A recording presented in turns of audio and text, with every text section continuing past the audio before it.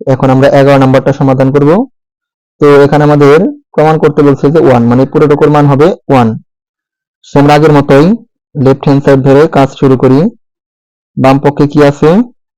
a to the power l divided by a to the power n whole power n into a to the power m divided by a to the power n whole power l into a to the power n divided by a to the power l whole power n।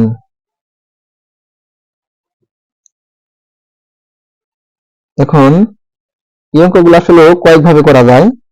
আমরা প্রথমে দেখা যায় যে এই a এবং a পরস্পর কি ভাগে আছে, তাহলে আমরা কি লিখতে পারবো, মানে ভাগের সূত্রটা দিয়ে প্লাস করে অঙ্কটা করতে পারবো। কিন্তু আবার কেউ যদি মনে করে না আমি এই পাওয়ার গুলো আগে দিয়ে দেবো প্রত্যেকের মাঝে, তবুও কিন্তু হবে। কিন্তু আমরা এটা আগে করে নেই। a to the power l divided by a to the power n, এটাকে কি লেখা যায়? যেহেতু এরা ভাগে আছে তো দুইটা এর পরিবর্তে একটা a, পাওয়ার গুলো কি করব, বিয়োগ করবো। তো l বিয়োগ n, আর উপরে পাওয়ার হিসেবে কি ছিল n ইন্টু এই দুইটার পরিবর্তে একটা a, আর পাওয়ার গুলো কি করবো বিয়োগ m মাইনাস n, আর উপরে পাওয়ার হিসেবে কি ছিল l ইন্টু এই দুইটার পরিবর্তে একটা a, পাওয়ার গুলো কি করবো বিয়োগ, তো m বিয়োগ n, আর পাওয়ার হিসেবে কি ছিল m। এখন আমরা কি করব, e two the power l minus m power n, মানে পাওয়ারের উপরে পাওয়ার আছে, এই জন্য আমরা এই পাওয়ারের সাথে এই পাওয়ার কি করব গুণ, কারণ পাওয়ারের উপরে পাওয়ার থাকলে তাদের গুণ করে দিতে হয়। তাহলে এই a বেসটা ঠিক রাখলাম। এখন n দিয়ে কিন্তু a কে গুণ করতে হবে, a কে গুণ করতে হবে। তো l এবং n গুণ দিলে কত হয়, l n, তারপর m দিয়ে n কে গুণ দিলে m n ইন্টু আছে a, অনুরূপভাবে এটাকে দিয়ে কিন্তু এদের গুণ করতে হবে। m আর l গুণ দিলে কত হয়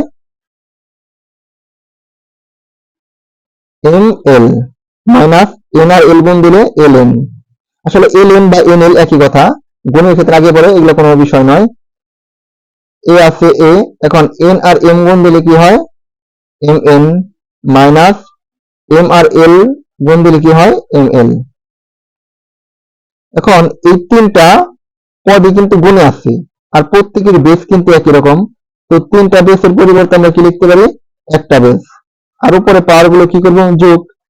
তো L N minus M N plus এই যেটার যে পাওয়ার আছে সেটা আমরা লিখবো M L minus L N, আবার এই যে পাওয়ারটা আছে সেটার আমরা প্লাস আকার লিখবো এম এন মাইনাস এম এল।